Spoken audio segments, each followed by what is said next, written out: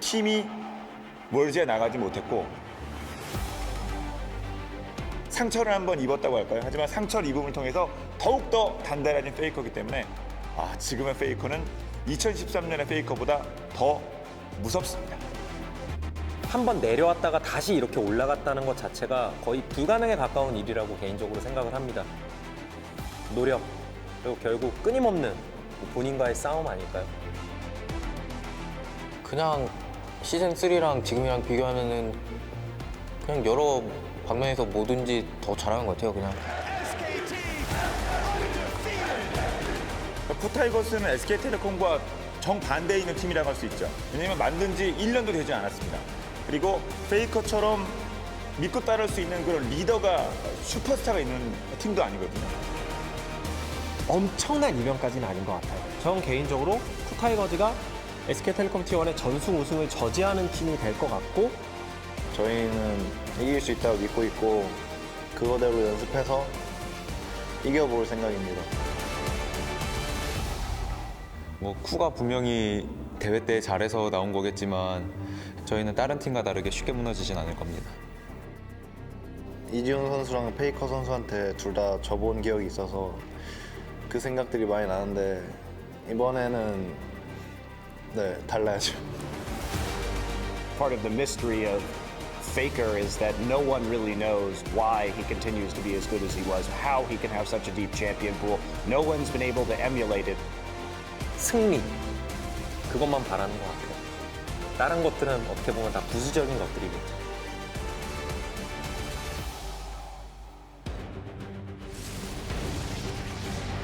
Faker wreaking havoc inside the base. It's time for SKT to make it to the finals undefeated. KOO will get themselves the ace, will get themselves the base, and will earn themselves a shot at the Summoners Cup in Berlin against SK Telecom.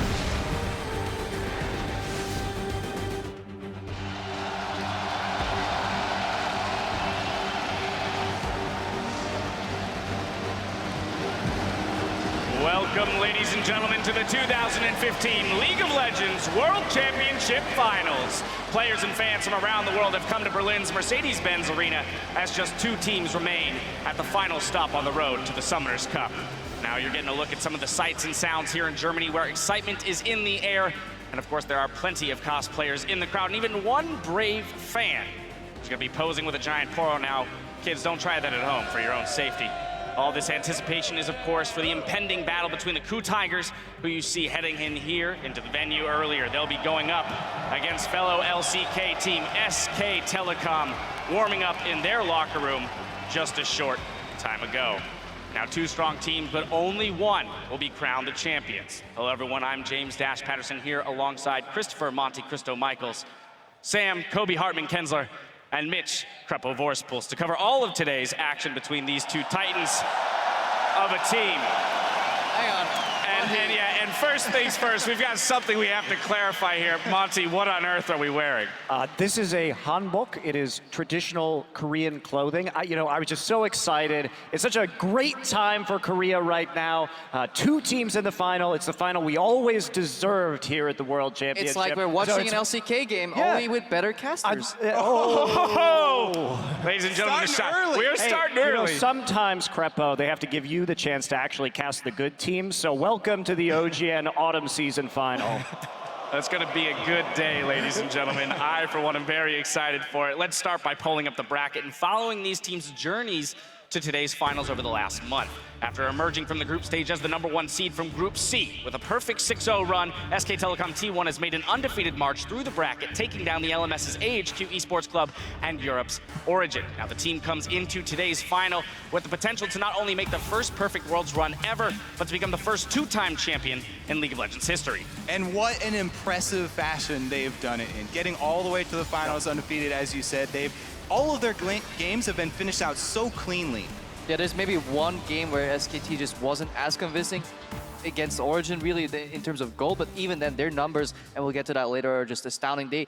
they're well on track to become the most dominant world's performing team like in the history of League of Legends. Yeah, and even beyond the World Championship right now, they're on a 17-game winning streak dating all the way back to the regular season of Korea in the summer. All right, but we have to take a look at their opponents. The KOO Tigers climbed out of Group A as the second seed behind the LMS's Flash Wolves, but showed up big in the quarters and semis, taking out KT Rolster 3-1 and sweeping hometown favorites Fnatic to make it here to Berlin. And the story for these guys making it all the way here, you know, after just forming the team is just, they're so easy to root for. Yeah, I mean, they're coming in as underdogs, but I didn't even think they'd be in the finals. I think they've really performed well, particularly KOO has vastly exceeded my expectations coming into this tournament. Even Smeb, who did have a higher bar than KOO, he's even overperformed that as well. And a lot of people coming into the series against KT were just rooting for KT to make it out, but KOO rather convincingly swept that series 3-1 and then made it to the finals. Nobody really expected. Thank God China slumped a little bit, you know, made it a little easier for the KOO Tigers overall, but it's going to be, yeah, I think Korean games. To a degree, too, after the bracket stages were drawn, a lot of people looked at KOO's side of the bracket, seeing Fnatic and KT, and saying, this is the tougher side of the bracket. So they've had a pretty, you know, sincere road to the finals. They have definitely been tested, and they've shown a lot of diversity in styles, in champions, in strategies that they've used, so that might actually hurt them here because SKT have seen maybe a bit more. Now, of course, we won't be the only ones covering today's finals. You're going to get a look at our partners from China and Korea's OGN, who have made the trip to Berlin with all of the international teams to bring this event to fans and players in 20 languages around the world. So plenty of people out there enjoying the games. Now, of course, it's time, though, to head down to the stage and check in with someone who is no stranger to the League of Legends scene here in Berlin. Hello, Berlin! Wie geht es dir? I'm Evie, Shock supporter, and I'm very excited to be right here at center stage, designed to give you the best view of the games today as our finalists fight for the Summoners Cup. Now, whether you're with us here in person or tuning in from around the world, we've got you covered from every angle of the house. Now, with this setup and everyone here in attendance is also a real-life part of the action. So, ladies and gentlemen, are you guys ready for the 2015 League of Legends World Championship?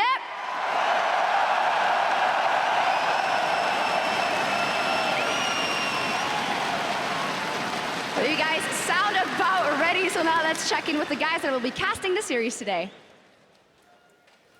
Thank you very much, Shocks. Hello, Berlin. I am Rivington Bisson III, and I am excited to bring you all of today's action with my partner in crime from North America, Joshua Jat Leesman, and the Danish Dynamo from the European LCS, Martin DeFiscio Lunga. Gentlemen, usually we come into a finals and you see who the best team in the world is going to be, but SKT approaches this finals already considered the best. Yeah, and the scary thing about it is how easy they have made it look on the road here, not dropping a single game. They haven't really shown a huge variety of strategies, 4 Rise games for Faker. Right. And the fact that they're defending world champions. So they have kind of a chance to be the first real League of Legends dynasty if they can get the second win here, which would be amazing. And then they take on a team who, before this year even started, were a bunch of misfits. Nobody really wanted these players on their lineups. We didn't expect a whole lot from KOO Tigers coming into the World Championship. We said it was the weakest Korean team. KT would be above them. We were really wrong because KOO Tigers showed up. That's the thing. Even during the World Championship, you weren't expecting it. They lost twice to the Flash Wolves in the group stage. Flash Wolves fell to Origin. Many people, pretty much everyone, was expecting Fnatic to beat KOO in those semifinals, but it was 3-0. They were even underdogs against KT in the quarterfinals. So every series they've gone to, they have looked to be the underdogs. Same story here, though. They create the upset. There's no doubt this game would be monumental for KOO. By the numbers, SKT has this game at 10, 15, 20. We'll get into the stats as we go into the game, as we hopefully get 5 matches out of this one if SKT isn't bringing their A game. Have they even opened up Pandora's box yet? I want to see 5 games because we haven't had the 5-game season yet in the bracket stage, but I have a theory of every odd-numbered week brings excitement. First week, and it was like 6-3, then 0-10 in week 2. 2 European teams made it to the semifinal in week 3. Week 4, they went 0-6. This is the week for KOO Tigers to come back strong. This is the week for Smeb to show that he's the best top laner in the world. He's going to beat Marin up there. In order for KOO Tigers to win this game, if he can do it, I think they can take it, but he really needs to play the best game of his life. Absolutely have to. Now, before we send it back to Dash and the gang for a look at today's matchup, SK Telecom T1 could be the first organization to take 2 world championships. So we take a closer look at the team then and now.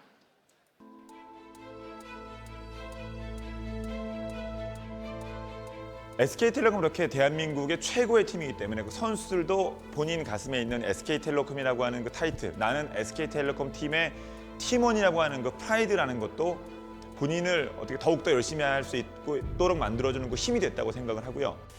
시즌 3에서의 SK텔레콤 같은 경우 역시 최고의 팀이었는데요. 그때는 실패를 해본 적이 없고 물러서 본 적이 없고 좌절을 맛본 적이 없습니다. 항상 잘 됐죠. 꾸준히 이겨왔고. 2013 시즌의 SK텔레콤 T1은 다소 페이커 그리고 피글렛의 캐리력에 좀 기대는 부분이 있었어요. 그래서 임팩트, 뱅기 그리고 그때 당시 푸우만두는 팀을 서포팅해주는 그런 롤에 좀 치중된. They were very much a scrappy, pick-oriented team. They would play a lot of assassins, have these flashy individual plays, but they weren't necessarily the smartest team. They weren't the best strategic team. They just had a wide array of talent. Yeah, we gotta introduce you guys to Faker if you haven't seen him already, because he might be just the best mid laner in the world. 페이커는 최고의 엘리트 코스를 밟아온 그런 선수죠. 2013년 기준으로 봐서. 지금도 역시 최고의 선수긴 합니다만 페이커는 분명히 2014년에 실패를 했습니다. 왜냐하면 페이커 자체로는 성공했을지 몰라도 팀이 멀지 나가지 못했고 결국 팀의 중심이었던 페이커는 실패한 시즌을 보냈습니다. 하지만 지금의 페이커는 본인이 항상 하드캐리한다 그런 욕심도 버렸고 팀 플레이를 통해서 팀을 살리는 방법, 팀을 살림으로써 본인이 슈퍼스타로서 다시 자리매김하는 방법, 그 방법을 터득했죠. 지금의 페이커는 2013년의 페이커보다 더 무섭습니다. 페이커 선수는 그때는 뭐 갓 데뷔했을 때고 경험도 별로 없었는데 물론 잘했지만 지금은 경험도 많아지고 경기 수도 훨씬 많다 보니까 훨씬 노련해지고 잘해진 것 같아요. 저는 이번에 SKT가 우승을 하든 우승을 하지 못하든 그거는 크게 중요하지는 않다고 봅니다. 이미 페이커는 전 세계에 유일무이한 존재고 다시는 등장하지 않을 그런 스타라고 생각해서 Right now, mid lane turret also goes down. The flash engage from Faker. Yeah, there's the Rune Prison in there. All of the spells, all of the time. Faker, the 1v1 against Pawn. Returning to the stage, your 2013 World Champion. Lauren just eviscerates. Why is it easy? Who gets it? Bang, bang, he wants to shoot First blood goes down It's for time for Bengi. SKT to make it to the finals undefeated. Fast forward to now, and it's less about those flashy plays and more about dominance on the map, dominance in the macro game. In Season 3, it was a lot about Piglet and Faker, whereas now it's much more about Marin and Faker, and Bang is more of a reserved role within the team than the AD carry used to be. They still have that same level of individual skill, but the strategy has gotten much, much better through experience with a lot of these players. 일단 시즌 3랑 지금이랑 비교하면은 그냥 간단하게 말해서 그때는 지금보다 못했던 게 맞은 것 같아요. 한번 내려왔다가 다시 이렇게 올라갔다는 것 자체가 거의 불가능에 가까운 일이라고 개인적으로 생각을 합니다. 이게 가능했던 거는 아무래도 정답은 되게 단순한 것 같아요, 의외로. 노력, 그리고 결국 끊임없는 본인과의 싸움 아닐까요? 이게 되게 단순해 보이면서도 실제로 이걸 못하는 선수들이 훨씬 많습니다. 지금의 시즌5 SK텔레콤은 시즌3의 승리 이후에 큰 패배를 맛봤습니다. 시즌4에서는 특별히 우리가 기억나는 건 한 적이 없고요. 시즌5 초반에도 역시 우리에게 실망을 안겨줬습니다. 그리고 기대를 했던 MSI에서 또 큰 좌절을 맛봤죠. 실패를 맛보고 그 좌절을 딛고 일어나고 그 어려움을 해결을 하고 이 자리에 다시 우리에게 나타난 SK텔레콤이기 때문에 시즌3의 SK텔레콤보다 시즌5의 SK텔레콤은 더욱더 강하고 더욱더 확실한 승리를 만들어내는 것 같습니다. A brief history lesson for you there about SKT. I mean, the organization itself much bigger than that, and we'll get right down into that. As we close into game one, let's look at how these teams have performed historically, starting with SKT. Yeah, let's definitely start with SKT because this is a team with such a storied history of esports success. You know, it's not even just Korean esports and not even League of Legends. Before League of Legends even existed, over a decade of StarCraft success with famous players such as Slayer's Boxer. And then when transitioning to League of Legends in Season 3, they were able to win the World Championship within 6 months of forming the roster. Well, I mean, that's just how it has been with SK Telecom. They are the premier esports organization within Korea. They always have access to the top players. Everyone wants to play for this team. So it's led to a long, many years of success and many years of dominance in many titles. Right, and then of course, if we narrow the microscope to just this year as a team, their record has been absolutely phenomenal, spring through summer, and only getting better, Monty, as the year has gone on. As you mentioned, that 17-0 streak that they're currently on in terms of games. Definitely agree. I mean, the way with which they've done it too. Not only are they undefeated here at Worlds, but they've done it so quickly and so cleanly that they really haven't left much room for teams to try and develop the counter strategies. Yeah, and they've been building this up all year. If they look at spring, they went 29-11, summer 38-6. So over time, they're winning more, losing less. At Worlds, that trend only continues. Haven't dropped a single game. They maybe trailed behind in goal at 10-20 once this entire tournament. Nobody's even ready to challenge SKT. Yeah, it's not winning more or losing less. It's winning more or losing none now, which is a great trend. That's exactly where you want to be. There have really been only two kinds of teams here at Worlds, SKT and teams that lose to SKT. Maybe teams that haven't played them yet. Right. It's very easy categorization. Well, of course, then, too, we do have to look at the fact that they have only lost 2 series this entire year. The first one, EDG at the Midseason Invitational, and the second one, CJ Entis in the LCK Summer Split. So from a series standpoint, when you ignore their, minimal losses here and there, only 2 series dropped in an entire year is a scary sight to be walking into when you're about to step on stage across from them in a 5-game series for the World Championship. I think such a huge part of that has been the development of Marin and his growth on this team, turning into such a good shot caller and such a prominent top laner when the meta shifts to top lane. Now, we've spoken about the fact that SKT has taken home the top prize in their first year as a team, while their opponents, the KOO Tigers, are looking to do exactly the same thing here today. And this is such a great story with the KOO Tigers. These were guys who, when the Korean scene consolidated from 2 teams into 1, there were a lot of players that were left over, and so Najin lost 4 of their players, so we call them Smeb and the Najin, Smeb from Incredible Miracle. But while we talk about SKT and how much infrastructure they have and how nice their practices facilities are with walls of trophies, when I first visited the KOO Tigers house, it's a new team. It's like 6 guys in a small apartment. It was just the players and No-Fei, their coach, also former Najin player. So they started out without many of the luxuries or support that a lot of these top Korean teams have. And they have been so scrappy and stuck it out. And through really sheer force of will, they've made it to the World Finals. Yeah, and talk about improvements in top laners. I mean, you talked about where they got these players from. Smeb's reputation last year, very different from his reputation this year. Yeah, they even used him in highlights. Really, like, you died to Smeb, really? Yeah, like that's something that would destroy your confidence back then. Yeah, back then. But also, they're just so tenacious, the KOO Tigers. They don't really give up because they haven't had that really easy road like SKT have. They've had ups and downs. They've had tournaments where they came in like super hyped and suddenly, didn't all go all that great.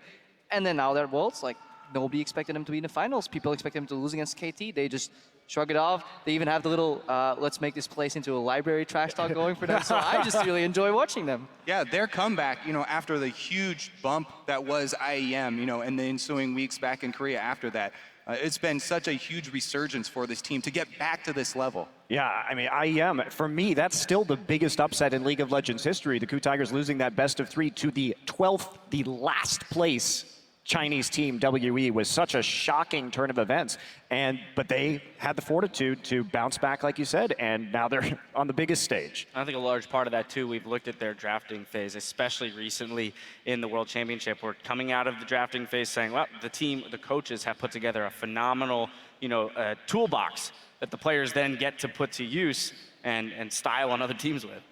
Yeah, absolutely. The diverse champion pools come from almost every player, too. They just talk about tools, like each player is bringing so many to this. And it's real important at a tournament like this Worlds, where there have been so many changes. The KOO Tigers have had a real advantage pulling out a lot of these things that are strong in the patch, where other people have been taking a lot longer to actually pick those champions up. All right, well, when it comes down to it, KOO have everything to prove today going up against a team that has beaten them many times before. Now, before we look at the matchup specifically, let's hear from Smeb, who admits that he had some questionable games over this year's LCK season. 제가 SK에서 너무나 많은 경기에서 그런 약한 모습을 많이 보여줬어요. 그리고 저 자신도 그렇게 생각하고 있고 그래서 그런 평가에 대해서는 저는 당연하다고 생각해요. 그리고 그 평가들을 이번에 좀 엎을 수 있는 그런 기회라고 생각하고 저는 아린 선수가 지금 정말 새 채탑에 좀 근접해 있는 선수라고 생각하는데 결승전에서 그런 선수를 이긴다면 정말 더 기쁠 것 같아요.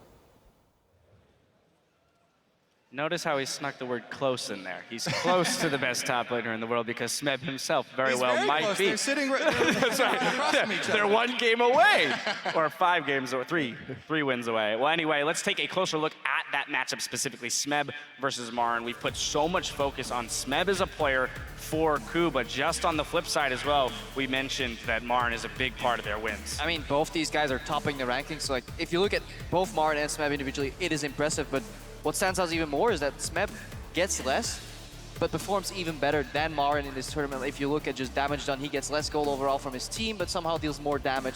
And those two are by far the best top laners in this tournament. I do really want to jump on these stats because people are going to go waving these around, and I don't think they're necessarily signify which of these is a better player in isolation, but more signify how these two teams have gotten to the finals. SKT, their entire team has gotten ahead in the lane phase, and then they transition into a mid game where they apply pressure at multiple points, and they finish it out very quickly. So Marin actually has also the highest CS per minute of any top laner. And the damage delta champion stat is actually a bit warped there for Smeb, because that's just damage delta champions. Marin is doing a lot sort of PvE work for his team. And the way that KOO have gotten here is through winning team fights. And they've needed Smeb not only to solo kill his opponent, but also come in and win them team fights. And in the 5-on-5 fights, whether it's 1-on-1 or 5-on-5, he comes up with these clutch plays over and over. This is where I want to turn to Monty because I want to hit on Marin first in this matchup. You know, Kobe just mentioned how these stats to a degree might tell a lie in the way that they will match up 1v1, but more about how the teams play with those individuals. So Marin first on SKT. Well, yeah, Marin, like Kobe was saying, I absolutely agree. It's about being a split push threat. If we look at Marin, he's averaging something like plus 72 CS at the end of the game against his opponents. So he has been absolutely massive when it comes to split pushing, making sure that he's safe and constantly applying pressure across multiple lanes while also getting some impressive solo kills. Yeah, and that just allows SKT to play the game that they like, pushing on all 3 lanes while he's drawing so much pressure. Either you deal with Marin or you lose your base, and when you're dealing with Marin, well, you're probably going to lose the Baron anyways. They're so good. Every time you should keep your eyes when SKT is almost grouping, he peels off immediately to another lane, whether it's mid or top, keeps up the pressure. He doesn't wait for those waves to stack up and come in. No, continuous pressure. He spends so much time on the enemy side of the map, and the fact that he can do that while not getting caught very often, that is the most impressive part for me, because they don't have that many wards placed out for him. It's purely game sense. I really want to hammer home this point on Marin, just because a lot of viewers, everyone's so used to watching these games with both teams' vision revealed. So you don't get that same feeling, a lot of the players, when you're in these situations of the fog of war and what you have to work around. Marin is so good because he actually builds items to play this strategy as well. Early home guards for early experience advantage so he doesn't miss any waves. Also 100% uptime on his teleport. He saves it for the objective plays. And he builds Tiamat almost every game, so he instantly clears the wave, then retreats into fog of war, simultaneously denying information to the enemy team. And it's just hard for people who haven't been in that situation to really understand the greatness that is Marin. Whereas Smeb, you're like, oh, he solo killed that guy. He's crushing the team fight. Yes, that's where I want to go next. I want to go to Smeb because that is exactly the point. So often when KOO was in maybe a losing situation in the game, all eyes went to Smeb and say, can he solo carry from the side lane?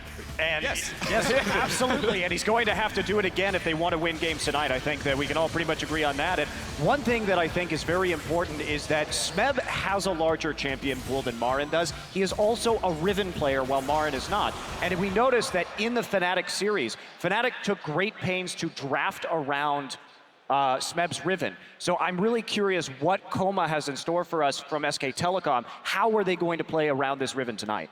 And I think that they will have something prepared because, yes, people are saying Marin's only played a lot of Fiora and a lot of Renekton. That's that's not a very deep champion pool, but they haven't been pressed, as we've been talking about. And last time SKT played the KOO Tigers, week 9, back in the regular season of the LCK, it was Marn who was counter-picking Smeb. They were prioritizing, the KOO Tigers were prioritizing Maokai, and Marn kept picking the Fizz over and over into it and punishing him. I got to move us through the rest of the lanes. Moving over to the jungle. I know. There's going to be so much focus on this top lane, and we will get to talk about it more, I promise, gentlemen. To the jungle, though, Bengi, Hojin. Interesting champion pool thing here, because we saw Hojin come out with that Zac when we were questioning how teams were going to react to Gragas being out of the tournament. Well, he pulls in the Zac. Bengi went for the Jarvan. Two very different junglers. Yeah, they obviously share Elise and Rek'Sai here as jungle picks, but it goes multiple directions, and these champs are very likely to stay up. Nobody's going to ban Zac, nobody's going to ban Jarvan or Evelynn, so we could see a repeat performance. I'm still not sold entirely on the Zac. I don't know how you feel about it, Monty. I think it's great for team fighting, but it did show a lot of weakness in the early game, because I think the Zac combined with Hojin's style of jungling leads to some problematic underfarming. Hojin finds really creative ways to get behind an experience while still not. Well, okay, so team fighting, a very important thing for the KOO Tigers. Moving to the mid lane, though, I want to focus on KOO, because we have pointed him out as a possible weak link for the team, but really, he's been but he has been overperforming this tournament. He's been performing very well. The only sad part, or the bummer for him, is the fact that he's going to have to go up against either Faker or Easy. Well, I mean, coming into this, we can talk. KOO has definitely surprised me. I did not expect him to reach this level of performance at the World Championship. He's been very reliable. He actually has more earned gold per minute than Faker does. Now, the problem with that, though, is that Faker does more damage than KOO does with less gold. So we see that while KOO is a great player and he's doing very well, he still has problems when it comes to reaching Faker's level of efficiency. Yeah, we looked at the stats there for damage dealt per gold earned. So Faker earned less gold, dealt more damage. He's actually the second out of all players in this entire tournament in terms of damage efficiency, in terms of gold. The only player to top him was NL with some massive AoE Jinx rockets, and that's cheating. So Faker, even though people are saying he's dying a lot or he's not doing the most for his team, he's pulling so much aggro, earning less gold, and still topping those damage charts. And again, you have to be careful with stats also like gold earned, because sometimes it is a team deciding to give open lane farm to one of the players. Sometimes there's gold sitting there on the ground, and the players just can't pick it up. Can't get the CS. But whereas, players like Faker, players like Marin, you'll see them hit every single one, even when they're trying to. Let's move on to the players that don't have to worry about picking up gold off the ground, because it just falls into their pockets by virtue of being around. Hey man, that relic shield is really hard to proc. That's true. All right, I'll give that to you. You have about 45 seconds down the line to talk about these supports. What I love about SKT versus KOO in this matchup, just about wards. Briefly, KOO places a lot more wards than SKT, but SKT clears a lot more wards. So it's about vision versus vision denial, and it's going to be very interesting to see how they play with the vision on the map. Also, the games have gone longer for the KOO Tigers, so they have been spitting out those Sightstone wards and stuff like that. Gorilla, though, champion pool has been amazing. It allows him to do so much. All right, well, with those players and matchups in mind, I'm sorry. I I wanted to, but he gave me the it's okay. All right, well, with those players and matchups in mind, we want to know what you think. So get on Twitter and tell us, which player do you think will have the biggest impact in today's final and why? Remember to tweet your responses to @LOLEsports and be sure to include the hashtag world so we can let you weigh in later today. I'm so happy that they changed top laner so people can't like, hey, impact. Impact, exactly. No puns. All right, if you weren't able to join us here in Berlin for today's finals, you can still catch all the behind-the-scenes action from the best seat in the house. Just follow LCS Esports on Snapchat and keep up with the day's festivities via our live story. If you are here in Berlin, though, be sure to share your world snaps and lend your perspective of the event. Now, of course, the time is almost upon us for these two teams to do battle for the Summoners Cup and the title of World Champion. So let's take a look around the venue where our finalists will hit the Rift. And guys, I mean, this venue is absolutely insane. The setup for it, and there, it's very loud. Coming to live events in giant stadiums like these, filled with esports fans, never gets old. This is absolutely my favorite part of the job. Yeah, we stood overlooking the venue earlier, just watching the crowd filter in, and I was talking to Kobe, and he's like, you know what, this job ain't so bad. It ain't so bad. It's not 9 to 5, but you know what? I can get used to this. I mean, I have to say that this being my first World Final, it's absolutely a special one. And as you mentioned, Kobe, just the atmosphere of an esport event only makes it better. You can literally feel the energy of all the fans because our station is shaking. That's true. We are built into the stands. So as you guys make more noise, it becomes more perilous for us.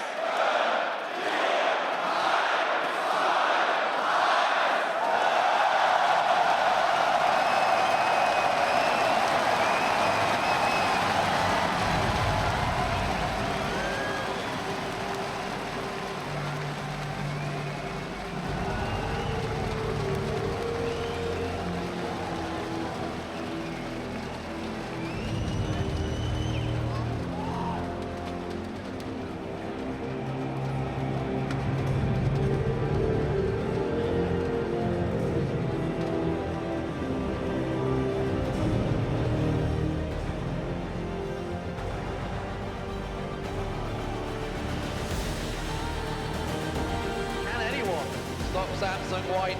Will this really happen? They saved the Nexus. Kaboom! They lit the fuse, and I can't believe it. Triple to Peruzzi, and that's gonna be the game. And Samsung White are the 2014 World Champions. Do we fight to hold our heads up high and beat the drum to what we love? Risk the fall, or we have felt it all come crashing down from far above. Stars are rising, countless worlds colliding, only one will take it all. Can we bring to fall the giants? Can we make the final call?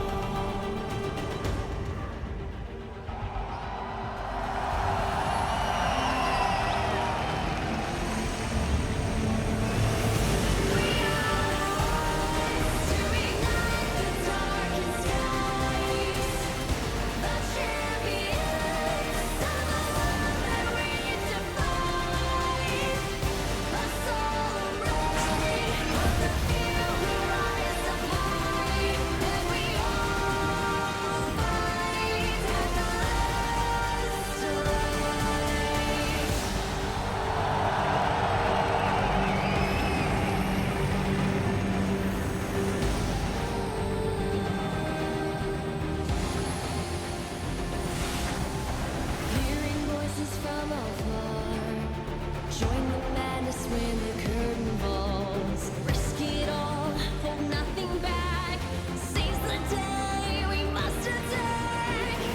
Stars are rising, countless worlds colliding. Only one will take it all. Can we bring to fall the giants? Can we make the final call?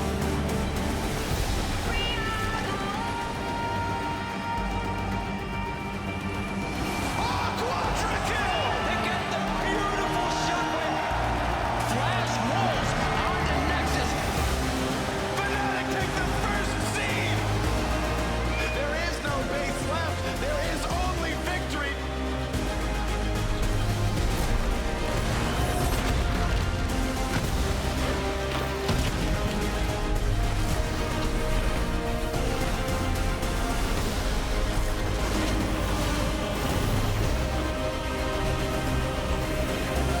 And it's gonna be all five to save the game. Fnatic will advance to the semi-finals.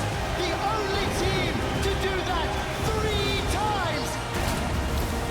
SK Telecom, the one step closer to the Summoners Cup.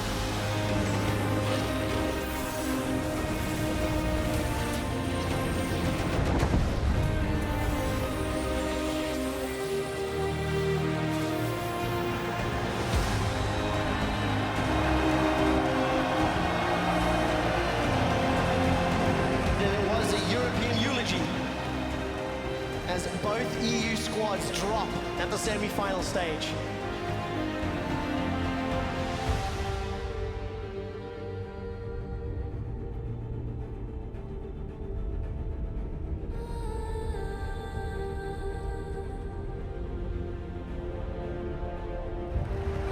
Faker wreaking havoc inside the base. There's no stopping him now. It's time for SKT to make it to the finals undefeated.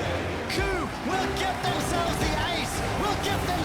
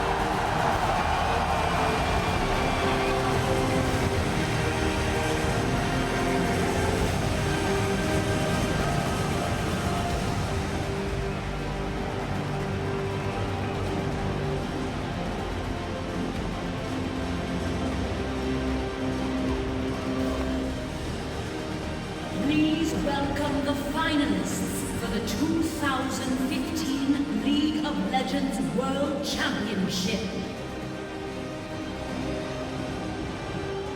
Representing Korea and the LCK, KOO Tigers.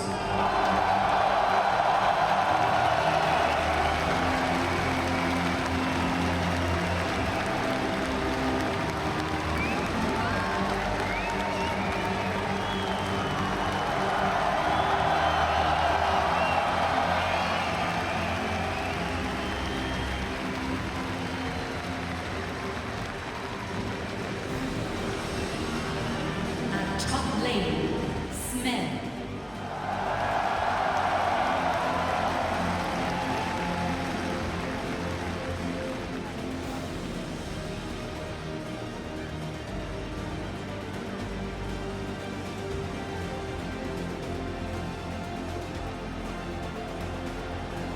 At jungle, Ho Jin.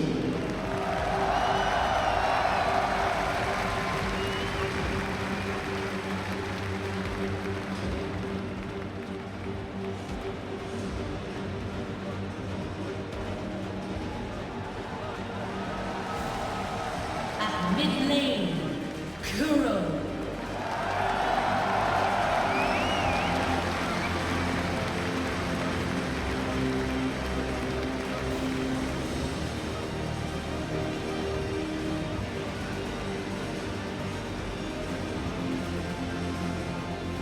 At AD carry, Ray.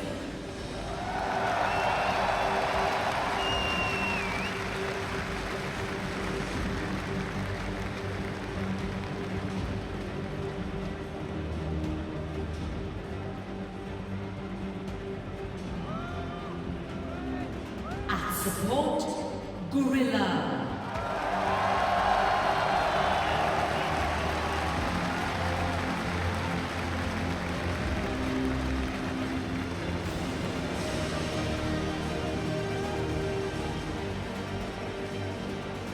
Their substitute jungler, Wisdom.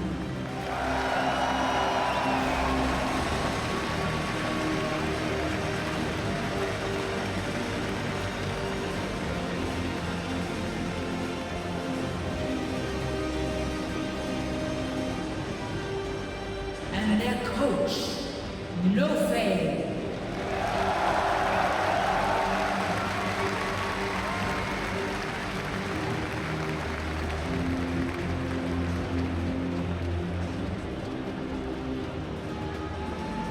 Once again, KOO Tigers.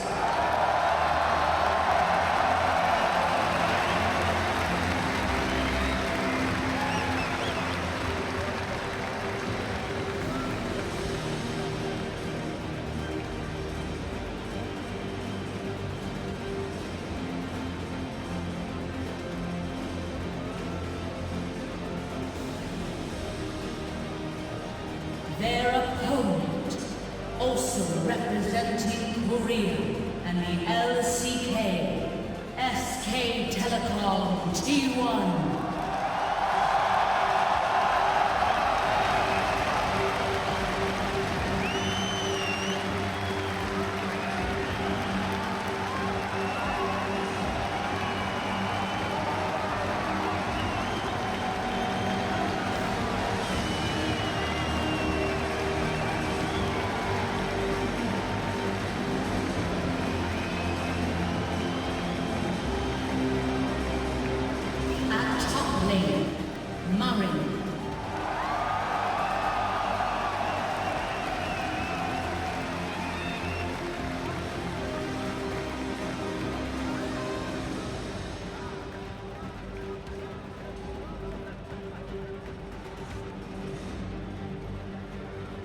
At jungle, Bengi.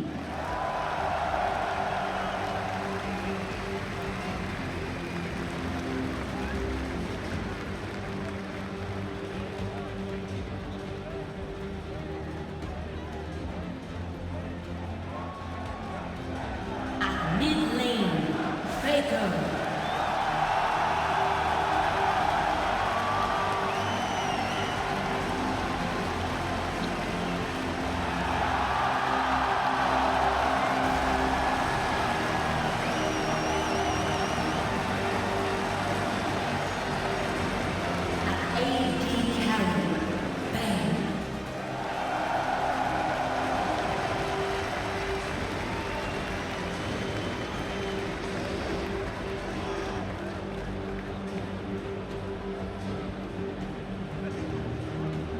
support Wolf.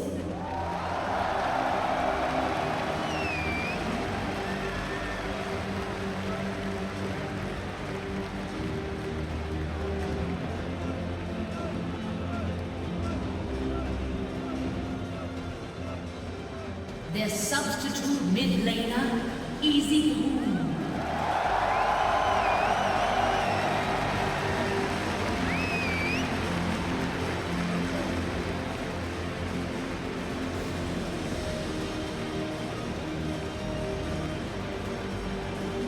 And their coach, Coma.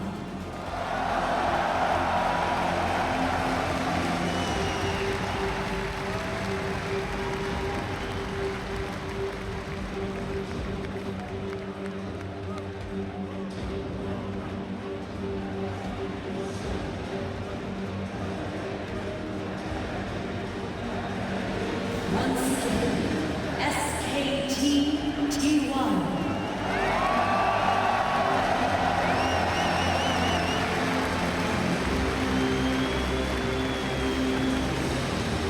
The finalists for the 2015 League of Legends World Championship.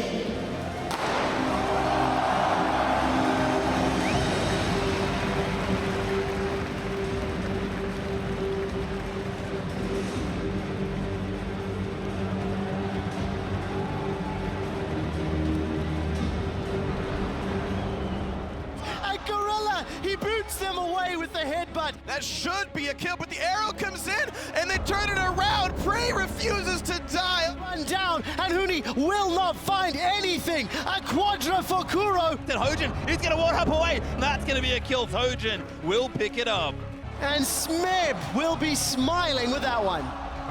KOO will earn themselves a shot at the Summoners Cup in Berlin against SK Telecom. Wow, Morin just eviscerates him, and SKT demolish H2K. But Bengi trying to get the work done. Amazing J walking around. First blood goes down for Bengi. Yeah, there's the Rune Prison in there. All of the spells, all of the time. Faker, the 1v1 against Pawn. He puts the ulti in for the shield and flashes over the wall. Almost dies, and Easyhoon gets it. It's very low, red card thrown out, but Wolf comes in for a bit of bloodthirsty support kill stealing. Bang, bang, he wants to shoot them down. He's rocket jump forward. Bang's looking for the double. It's time for SKT to make it to the finals undefeated.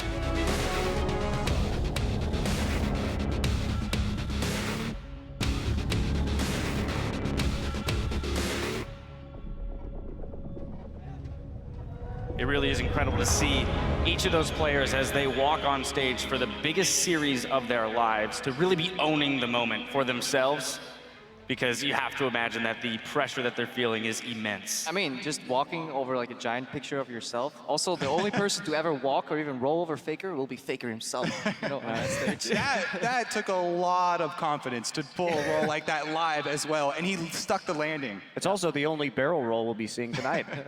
That's very true. Poor Gragas. Rip Gragas.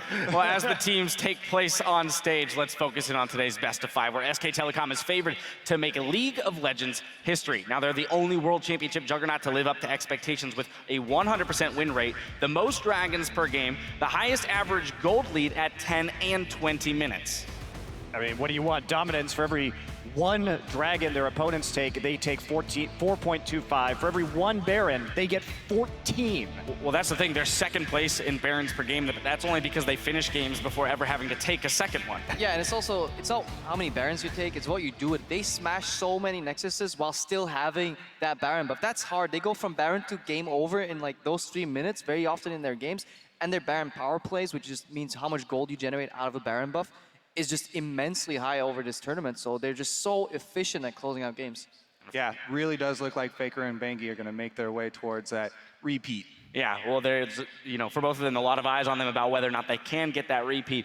But specifically looking at Faker, I mean, this is a guy who hasn't necessarily been challenged yet this tournament. Jat mentioned those 4 Rise games. We haven't seen much else. Is this the series where he's going to be forced to step it up? Where is the LeBlanc? That's my question. You know what my question is? Where's the Master Yi? Yeah, fair enough. 14 champions that he played over the course of the summer season. He's had 5 here at Worlds, but they haven't really been that surprising, and he's been mostly just dominating on Rise. He's the only Rise player in this tournament. He's also just a player that understands matchups well. He doesn't need to play them a whole lot to really understand the intricacies and the ways to outplay. Like, look at the Rise into DF matchup, the counter pick Olaf into the Irelia, one of the picks that he actually debuted himself. So he knows all these matchups. And then at the other side, Kuro, who was kind of overperforming, I don't think we'll need to see Faker challenge. I think Faker on just cruise control can easily sweep through the series already. Yeah, I find it funny that lower third we had earlier about Faker and Kuro's shared champion pool. You know, they share the Azir and the like. And then the 2 unique champions for Faker, Rise, which he's played 4 times, and the Olaf, which is just like, oh my goodness. Which you got to kill within the first, like, 3 minutes of the game. Yeah. Well, talking about that, Irelia in the mid lane, he debuted it against Kuro. That was a pick that he had waiting. So Kuro is no stranger to just Faker coming out with something very weird and having to deal with it on the fly. So maybe he'll have some answers this time around. We'll have to wait and see. Now, this does look like SKT's game to lose. So I want to flip over to KOO's side and look at the strengths, the ways in which they could win this matchup, starting with Gorilla. Yes, I definitely do want to look at the strengths of KOO because they deserve it. They have had such a crazy ride getting here. And I want to set up Crepo because they didn't get to talk about Gorilla before, our support main here. The champion pool and the plays that Gorilla comes up with are just remarkable, and they're so important to the team. Yeah, the thing is, Gorilla, he has a very large champion pool, and very often he's also playing different styles. He can play the peel support, he can play the engage support, he can play the roam support, so there's no reason to even doubt that that champion pool can go even deeper, because if you understand all these different styles as a support, and doesn't matter what champion you play, because it's all about, you know, the mental ability to really understand where you have to be, what your role is, what your function is within a team fight.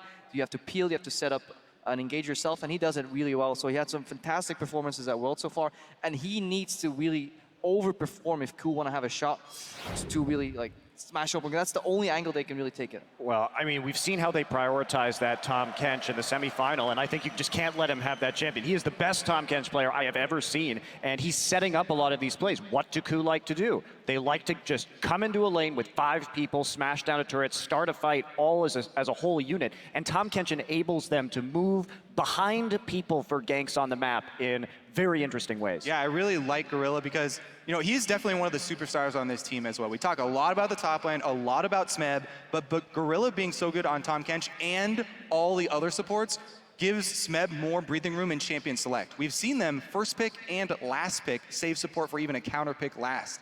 Yeah, well, you know, we talk a lot about the teams that have made it to the finals or made it as far as they have. They are the teams that were able to adapt to the meta and pick up these champions. You know, we'd expected Darius and GP and Fiora to be picked up, and then the Tahm Kench came in, and the teams that have succeeded, the teams that are still left standing, are the ones that actually picked every single one of those champions up across the board. So you're saying the key to Worlds is unbench the Kench? It might be. It's one of maybe 4 answers, right? Because we got all the power picks. Last year as well, he was the one to really popularize Janna. Like, Gorilla has been a very consistent player. Right, and then you also mentioned, too, the fact that we have talked about Smeb quite often. I'm going to have to point us back there. We got to talk about him one more time. I mean, this man has been a huge strength for them, and someone that they have been able to rely on when they, you know, come into those 10, 20-minute marks with gold deficits.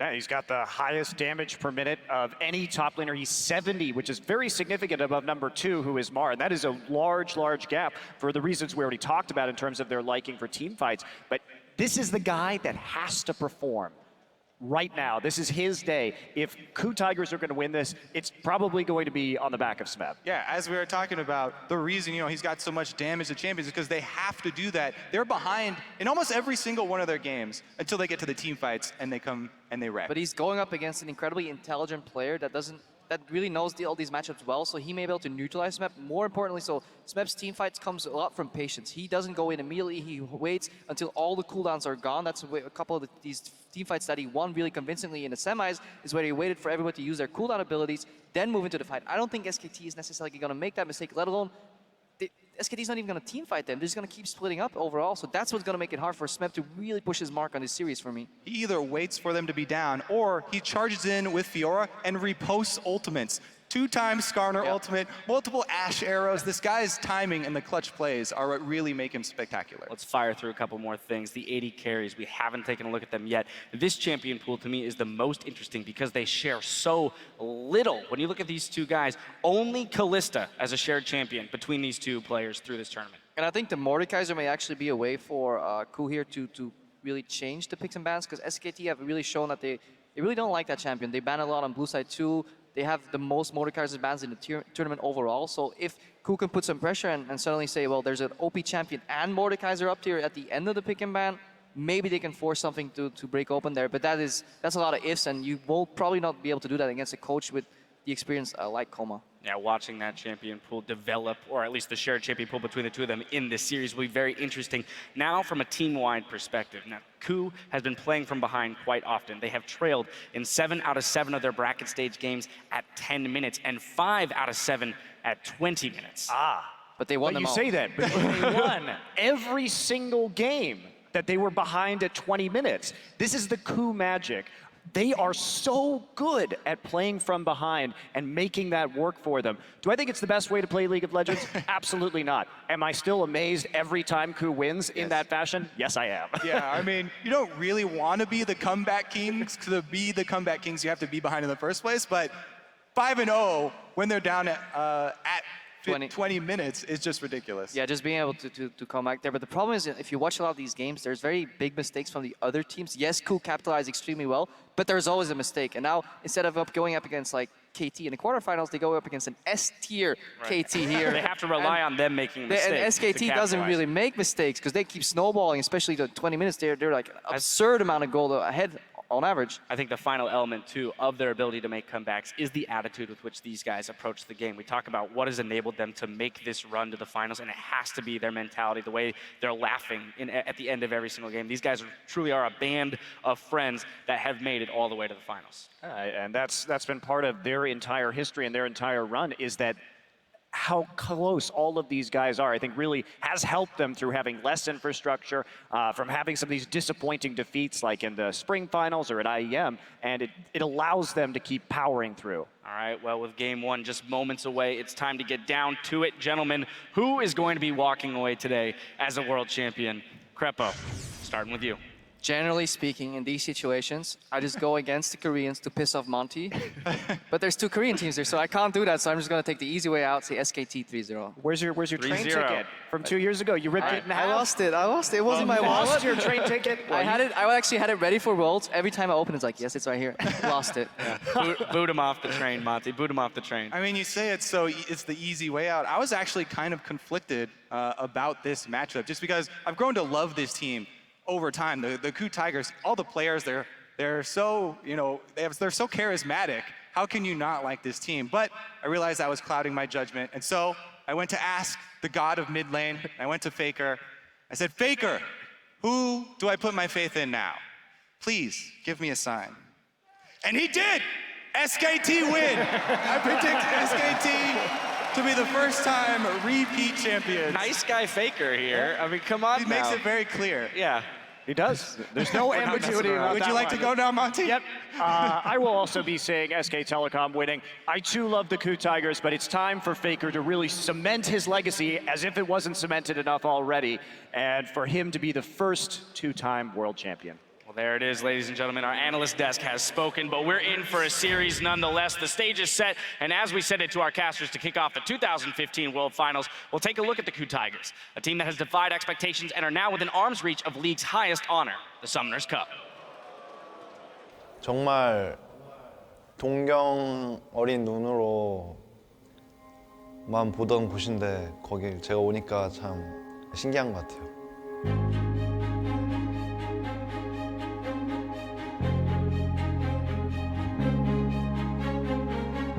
이렇게 결승전까지 올지는 몰랐는데 여기까지 온 거에 대해서 저희는 기적이라고 생각을 하고요.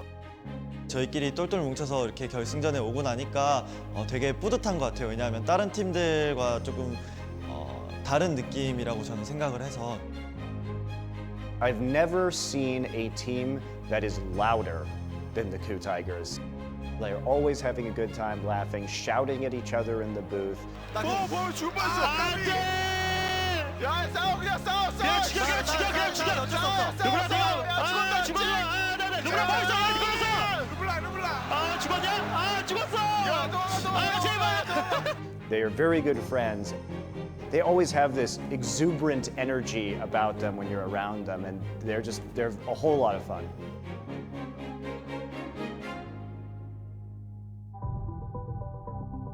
물론 게임이 직업이긴 하지만 게임을 같이 하는 친구들이라고 저희는 생각을 해서 처음에 저희 팀이 이렇게 만들어질 때도 저는 아무 얘기를 할 수 있는 그런 사이가 저는 가장 중요하다고 생각을 해서 그걸 중점으로 생각을 했고 저희 팀은 항상 분위기가 좋을 때 가장 잘했고 분위기가 안 좋을 때 가장 못했어요. 저희가 좀 기복이 심한 팀이긴 하지만 그래도 성적이 그렇게 나쁜 편은 아니었는데 그렇게 많이들 생각하시더라고요. 약간 약한 팀이라고. 경기장에서 응원을 할 때도 다른 팀보다 저희 팀 응원이 적고 저희 이름은 거의 안 나오거든요. 다소 인기가 없는 건 그 이유는 뭐 여러 가지가 있을 수 있겠지만 예전에 IEM에 참가했을 때 많은 한국 팬들의 기대만큼 좋은 경기력을 보여주지 못했었던 거 그게 좀 큰 이유인 것 같고요. You have to win in Korea. You have to win to be popular. They really only respect winners. 진짜 한번 들어보고 싶어요. 쿠 타이거즈를 응원하는 그 푸나틱처럼 저희도 그렇게 한번 해주셨으면 좋겠어요. Yeah, that's right. 지금 현재 이제 결승 무대에서 SK텔레콤 T1과 쿠타이거즈가 맞붙은 이 구도에서는 전 개인적으로 쿠타이거즈가 SK텔레콤 T1의 전승 우승을 저지하는 팀이 될 것 같고 실제로 우승을 내준다고 하더라도 상대가 그냥 3대0 압승을 거두는 그래서 무력하게 굴복하는 이런 모습은 나오지 않을 것 같습니다. 매 경기 처절하게 싸울 겁니다. SK텔레콤이 소환사컵을 이렇게 들겠지만 SK텔레콤의 KDA는 박살이 날 것이고 소환사 협곡 내에서 SK텔레콤의 건물은 넥서스를 제외하고 몇 개 남지 않고 완전히 날아갈 것이며 SK텔레콤 선수들은 정말 피투성이가 돼 있을 겁니다. 쿠타이거즈는 역사상 가장 아름다운, 가장 위대한 준우승 팀이 될 것입니다.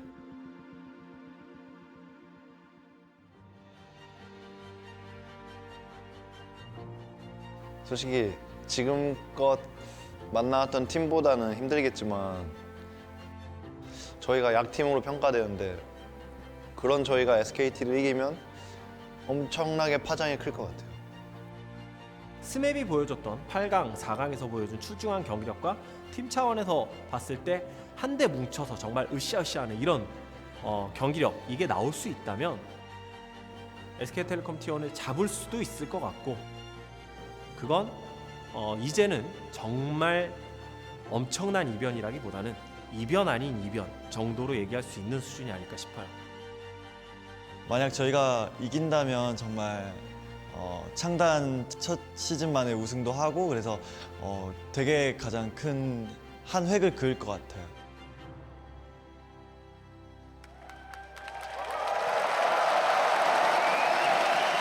And with no doubt an amazing amount of pressure on the KOO Tigers today, but that camaraderie, that mentality that they bring together is absolutely going to help lift them up over the pressure and help them play to their best, because in this best of 5 against SKT, it is going to be absolutely necessary. I think Gorilla, he said it here in the end.